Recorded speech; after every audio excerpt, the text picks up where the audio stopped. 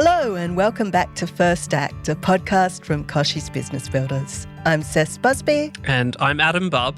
And First Act is the podcast where we dig deep into the origin stories of Australia's most fascinating movers and shakers in business and life. Oh, Cess, we've done more than 30 interviews, more than 30 definitely, this season. And I honestly feel like I have an aha moment every single week, from the environmental change makers to marketing geniuses to master chefs. I walk away from each interview with a fresh perspective or idea or a quotable quote I want to put up on a vision board.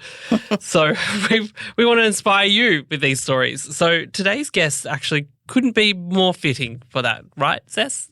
Absolutely, Adam. Now, our next guest is Mark Dombkins.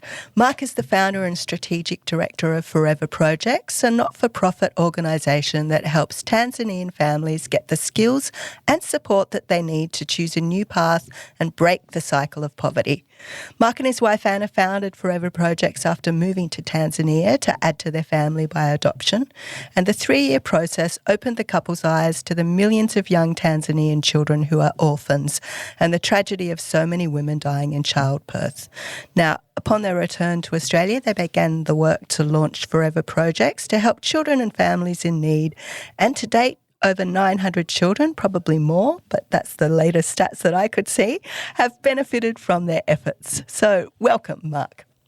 Thank you so much. It's such a pleasure to join you in this conversation. Mark, it's an honour to have you on our podcast. We're really excited to hear about your backstory. Now, we always start our first act with a first act icebreaker. Your icebreaker question for today is, if you could take over Twitter, what would you do with it?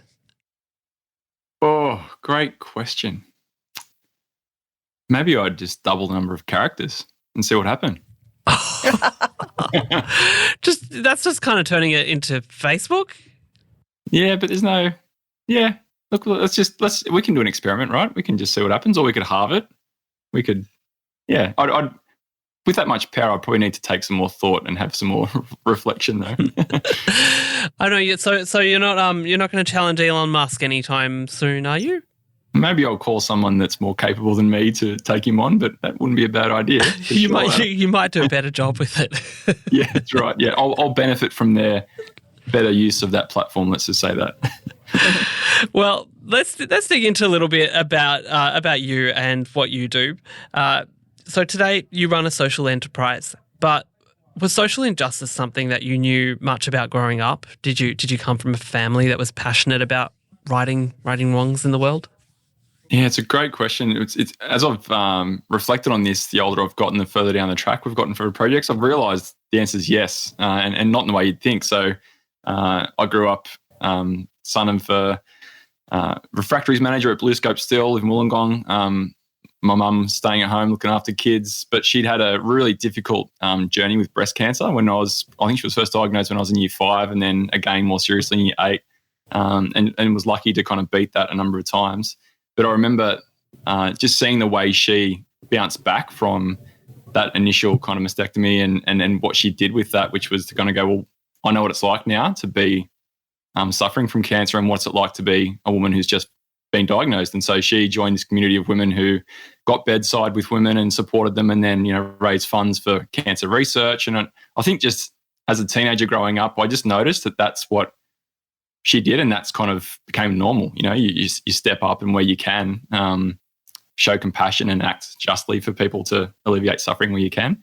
So I think that's been a really indirect but huge part of the shaping of me in showing up the way we do, for sure. Was that your earliest memory then of someone creating a social impact? Yeah, I think too,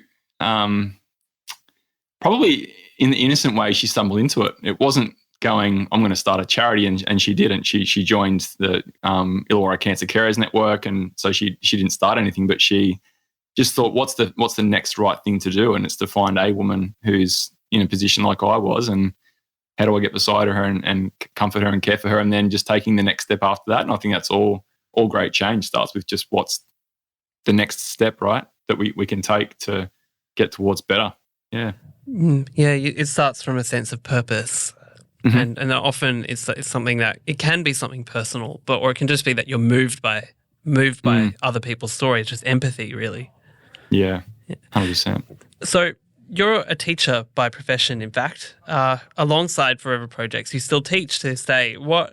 How does that play into, your desire to kind of have an impact on young people and how they think and the future, really? Yeah. I still teach part-time mathematics. I actually just came from teaching some classes this morning and then part-time with my work at Forever Projects. But I think similarly, like as I've reflected on what's in common in the way that I show up in both those roles, there's a great quote from one of my heroes, Seth Godin, in marketing. He defines leadership as people who create the conditions where people choose new actions.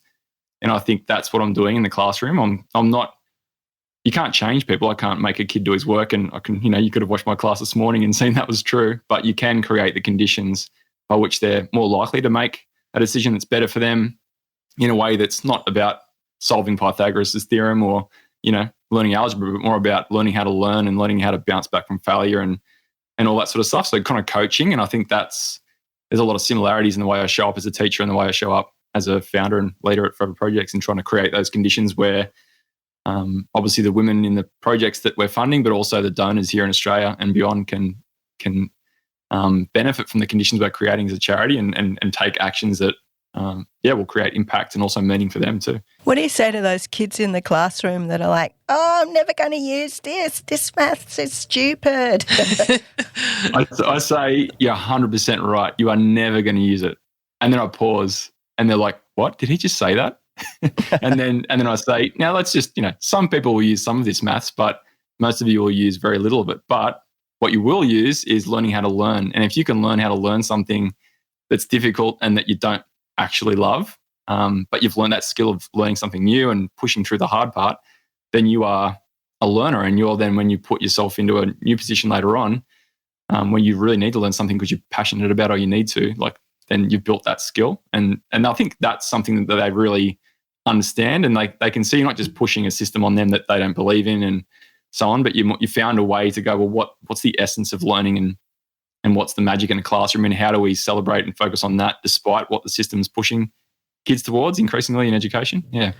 I've got to put my hand up and say that maths was my favourite subject growing up. However, as an adult, I look back on it and I always think the one thing I always remember is the working. Show the working, how you're doing an equation, and that is something that you remember throughout your life in whatever career you're doing is, is show the working. It's actually the journey of how you got to your decision, the rationale, the logic. That's powerful. Yeah, definitely. Now, you're a father. You've got 6 kids. So, oh my goodness, I don't know how you do that. Yeah, I've got 2 and that's enough. Anyway, 3 of them came to you through adoption whilst you were living in Tanzania. So can you tell us a little bit about that journey, about the moment that you and your wife Anna decided to go down the adoption path, and kind of why you landed on Tanzania and adopting a child from there? Yeah, definitely. Yeah, there's a moment when I remember my eldest, who's now 16, was just 6 months old, and Anna had just fed him and put him to sleep, and he's in his little bassinet next to us on the couch, and we're watching TV or something at night, and we watched this documentary called The Dying Rooms, and it was about the state of an orphanage in a developing country, and these volunteers in there. Is that the China one? Sorry to interrupt you. Yeah, it is. It's so full on. Have you seen it? Yeah, that's why I was just thinking that was.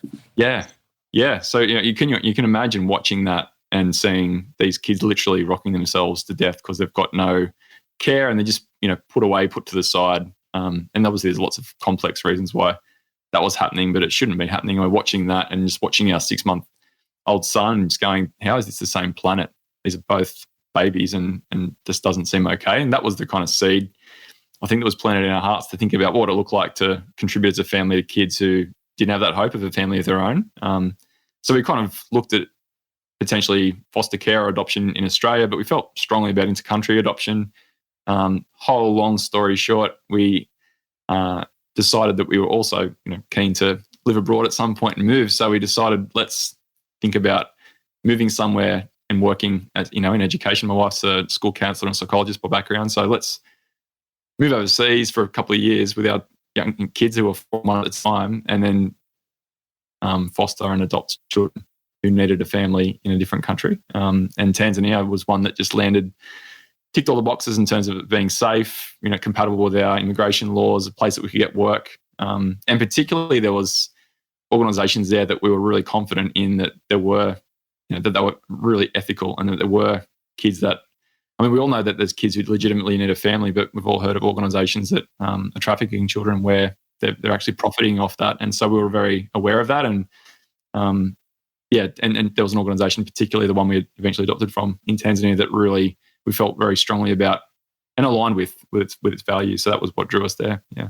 As a Westerner, I imagine that your lived understanding of poverty was pretty limited until you moved to Tanzania. So can you tell us how that move impacted you and what you learned about child poverty and the outcomes of women and children in Tanzania?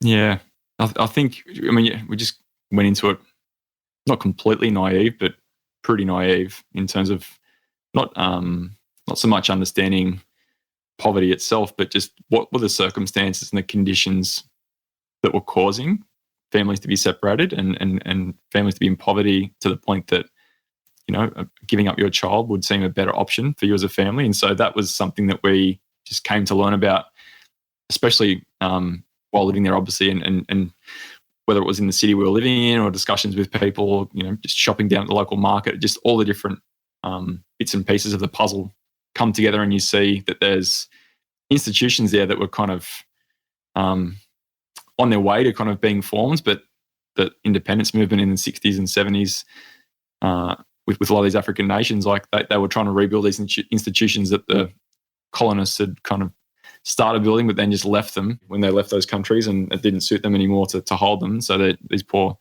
nations are just inheriting these half-baked institutions that weren't able to support people in crisis at scale. So I think seeing both the micro and macro circumstances around that. But then when you think about it from a personal perspective, like I remember the day we walked out of the baby home starting the fostering process with our 3 kids, and you walk past 57 others who aren't going to that family. And that's the moment that stayed with us, not just while we were living there, but years later moving home and thinking like, what would need to have changed in these kids and our kids' biological mum's story so that it never need to be abandoned in the first place. And a big part of it was access to nutrition. So if a woman's unable to lactate and feed her newborn, the alternative to nutrition is like completely unaffordable.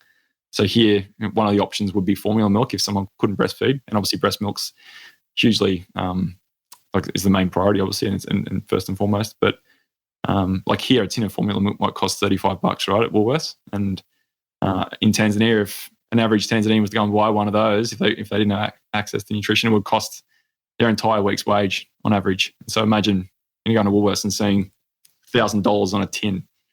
And, it's like, that's the moment where you go, wow, okay, I can see why if you are in a position where you can't feed your newborn, they're quickly losing weight and there's no support from a government perspective, and you just don't have the money, then poverty is a huge obstacle to families staying together. Yeah, pretty tragic. Can you tell us what happened next? So you came home to Australia with your adopted children. You realised there was so much more you wanted to do to help other women and children out of this cycle of poverty. What happened next? How did you get your friends and family involved?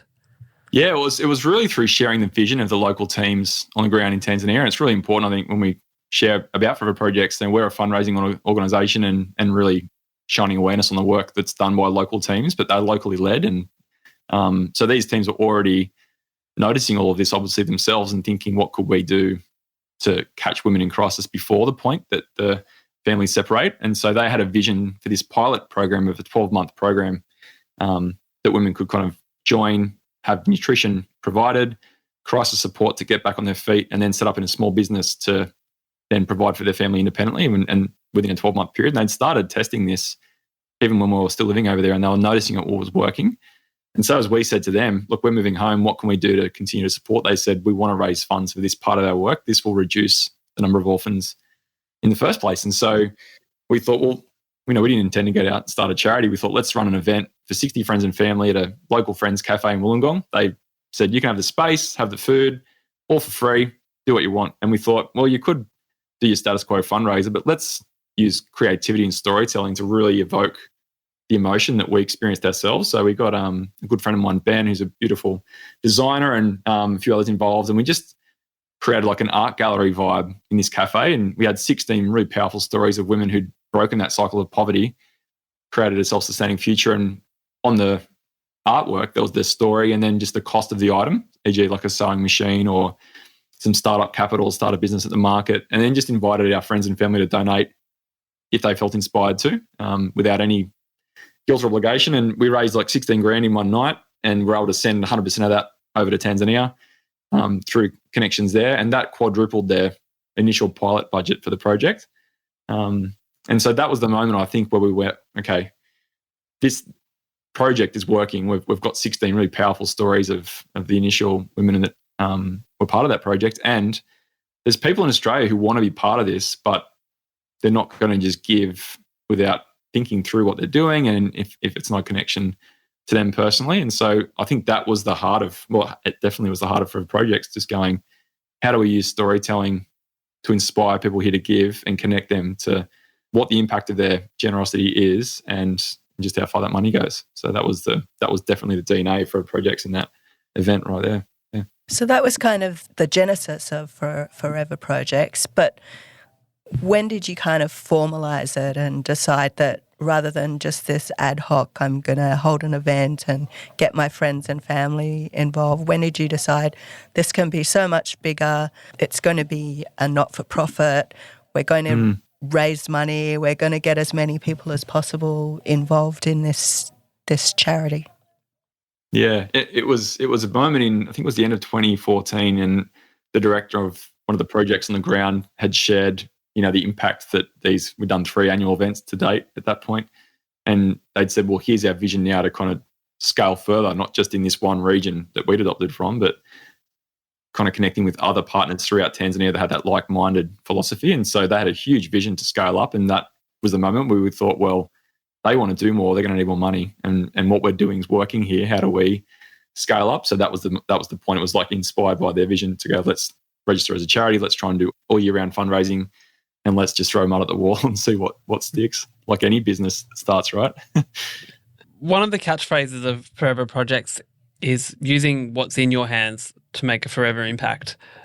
Can you tell us what you mean by this? It's not just about your money in your hands, but it's or is it? Or is it? Well, it can be, but it can be more than that for sure. Yeah. It's the genesis of that is at one of those annual events that we ran. One of my mates, Matt, who's a really fantastic builder, was giving a percentage of his profits from every house that he built, to some of the projects. And he shared why he was inspired to give. And he's like, well, as I looked at what was in my hands, it was a hammer. And so I thought, how can I use my hammer and, my skills to help? So obviously that led to profit, which he sent overseas. But that phrase stuck with our community. And we then thought, as we were trying to grow, let's commit to building a brand where we celebrate the people like Matt or people like Todd, who was a kid in my year 8 class, great at trombone, would go into the mall and busk in the mall and donate his profits to us. Or Mel ran a cafe in Wollongong and just said, all right, today all profits going for projects. So people just everywhere started to see these stories we're posting on social media where we'd say, hey, check out what this person's done. Here's what this person's done. And they'd come to us with their ideas. And that was how we kind of grew the community, was through, just sharing inspiring stories like that. And whether it's money, some people don't have the time or the skills that they want to use, but they're happy to give. Others have time. Others have skills, networks, connections. You're both doing this right now by generously hosting this conversation. You're using what's in your hands too. So it's that's definitely the way our community's grown. That really gives you something to think about. We have got more insights from Mark Dombkins coming up after this very short commercial break. We're back with Mark Dombkins chatting about his not-for-profit Forever Projects and how we all have the capacity to help those in need. But before the break, we were talking about using what's in your hand to make an impact. So if people listening want to get involved with Forever Projects, what can they do?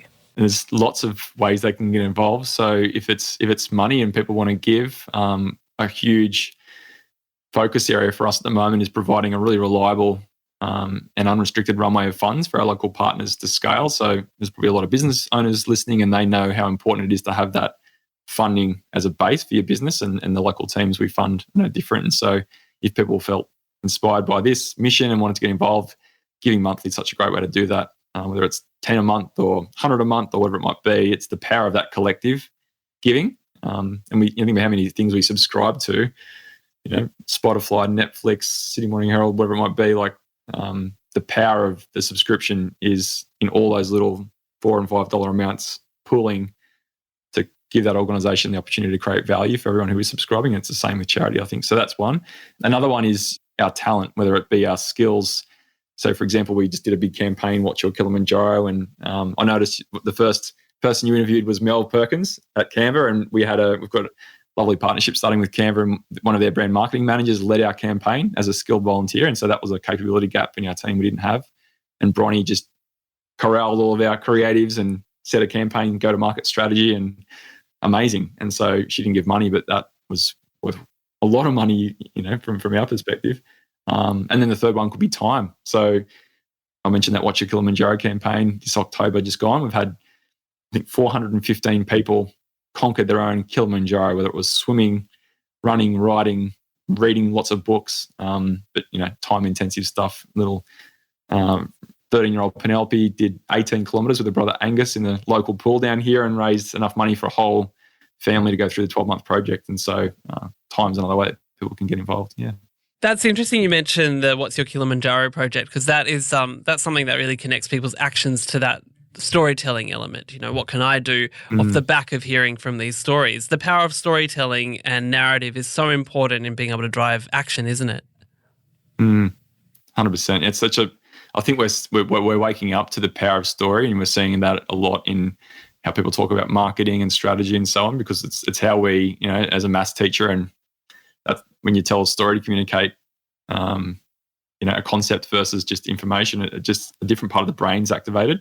And I think understanding, the kind of ingredients to the story, and that, there's a lovely quote I love from a guy called Donald Miller. He wrote a book called Building a Story Brand. And he says a story is about a character who wants something, but then has to overcome conflict to get it. And if there's no conflict, no tension, no friction, no struggle, no obstacle, then there is no story. And so, but a character has to, overcoming that obstacle, they have to meet a guide, and the guide must have empathy for them as a character and know what it's like to be them, but also not just that, but the authority to say, hey, I've been in there before and here's how I overcome it. Would you join me? And so Forever Project's being really clear on our role in the story.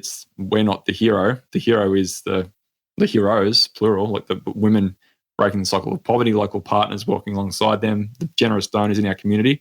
And we're the guide, just standing back, trying to, help all the different people in our community and overcome the obstacles they're facing. So I think that in a business, you do see businesses, right, where they've got that the wrong way around and they think they're the hero. But that doesn't look very good from a consumer's perspective. It feels so opportunistic sometimes. We're seeing an amazing movement in the corporate world of wanting to help out and wanting to donate profits and be part of initiatives that help for social and environmental corporate responsibility.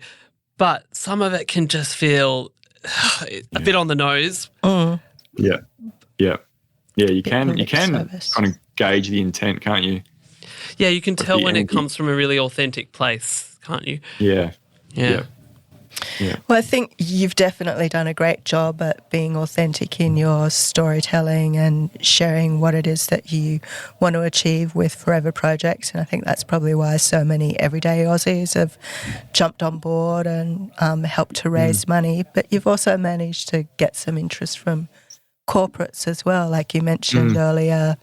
Canva, the great Aussie unicorn, helping out not necessarily with cash but with time and expertise. So can you tell us a bit more about that kind of journey? How have you sought support from the big end of town? Yeah, I think the best partnerships are values driven. So our values for projects are we want to operate from a place of abundance so we can be generous and not like a lot of charities operate from a place of scarcity, and there might be scarcity, but when you show up with your hands out, it doesn't create long-term partnerships. So I think thinking, all right, let's be generous in our partnerships in all of our dealings. And then secondly, empathy. What's it like to be the person we're in partnership with? And so when you think about a Canva, where are they going, and how even little forever projects, how could we help with that? And what we noticed is that they've got this 2-step plan that, they're very vocal about being one of the most valuable companies in the world, but also step 2, doing the most good they can. And so what they're interested in is thinking about how can we highlight to people how not-for-profits are benefiting so much from their product, not in a kind of self-bragging way, but in a way that's actually true. And so they needed examples of not-for-profits and way they were using Canva and stories that kind of helped with that. And they also needed opportunities for their volunteers to do skilled work in a way that wasn't, there's nothing wrong with going and saying to your staff, hey, let's go and clean up rubbish or paint a fence. But if you've got really capable people in your company that want to use those skills for good, you need not-for-profits that can show up and actually help you with that. So I think us igniting that partnership and offering that sort of solution to some of their problems has been really key to them going, all right, this is good. They're not just turning up asking for money. They're showing up with generosity and empathy. Yeah. Yeah. And I think they can understand what kind of impact you're making. And since you've launched, you've helped hundreds of women break the poverty cycle, which in turn has meant hundreds of families have been able to stay together. Can you tell us a little bit about that impact Forever Projects is making in Tanzania? And if anyone who works for a corporate is listening, maybe you want to put a word in and see if you can do more and help more. Definitely, yeah. So since we started funding this work, there's been now more than 1,300 women and more than 1,700 babies who have been empowered to stay together as families. Obviously, some of these families have twins or triplets. And so when we think about going back to that day, we walked past 57 kids who weren't in that situation. There's 1,700 babies now that we know that we've helped contribute to them being with their biological family, which is just huge. And we've seen the number of children at the orphanage that we adopted from halve since we adopted from there. So it's, these families being caught before crisis point, which is so cool. The way that companies can be involved is awesome. I mean, there's a startup. We're really thinking of ourselves for a project as more of a startup than a traditional charity. I think that when you adopt startup principles, you're thinking about starting a business. You're thinking, okay, what problem am I solving for someone, and how can I do that quickly? How can I learn as quickly as I can? So one of the communities I've just joined is called Innovation Bay. It's a great startup kind of network for founders at various stages, and they very generously got involved in Watch Your Kilimanjaro as a company and raised $9,000 in October. And so this team, it's remote workers, they've got members in Brisbane, Sydney, Hobart, but they did this Kilimanjaro together, raised $9,000, and that's empowered 7 families in Tanzania. And so what they were looking for was to do something together, have an impact, and we came along and said, hey, we can both benefit from that. And it's just lovely seeing that problem that they had being solved by us, and then them solving our problem too. So that's what the best partnerships are like, right? Where it's mutually beneficial. It's very tangible as well. I think that sometimes when people donate to a charity, they don't really see the impact of their money, but it seems very, very tangible with you guys. So I'm wondering, given how everyone's had to tighten their purses or their belts or whatever the phrase may be since the pandemic, how is their that? digital bank accounts. Yes. Yeah. Yeah. How has that impacted the work that you're doing at Forever Projects? Yeah. Well, we're probably fortunate in a way to be growing as a charity right at a time where all this uncertainty was unfolding. So this is just kind of normal for us. Like I dropped out of full-time teaching to part-time teaching in January 2020. So within a month, you're 6 kids learning from home, trying to navigate a charity. Like, what have I done? Is this? Why did I leave full-time work now? But obviously, that was the best time to do it because you had a lot more headspace for things. And we've been able to, like in the 10 year, I think the first 10 years for projects, we sent as much to Tanzania in the last 2 years as we had in the previous 8 combined, even though we had a pandemic to deal with. And I think a big part of that was, for example, through the Watch Kilimanjaro campaign and thinking, all right, well, how does this look and how do we talk about this in a pandemic compared to how we were talking about it before the pandemic, and what problems does it solve now? And the problems that people had were motivation to get outside and move? How do I stay connected to my friends and family and colleagues?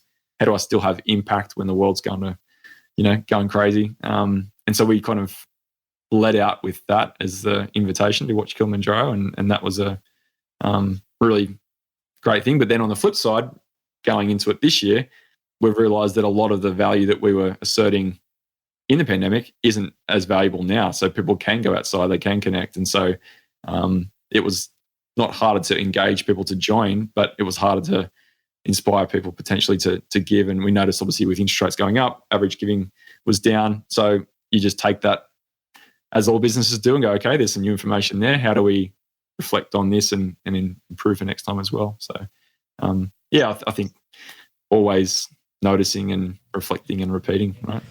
So you mentioned January 2020 was when you went full-time with Forever Projects. So really, it's been a side hustle for since 2015 is when you launched, for most of that time. Yeah. Is that right?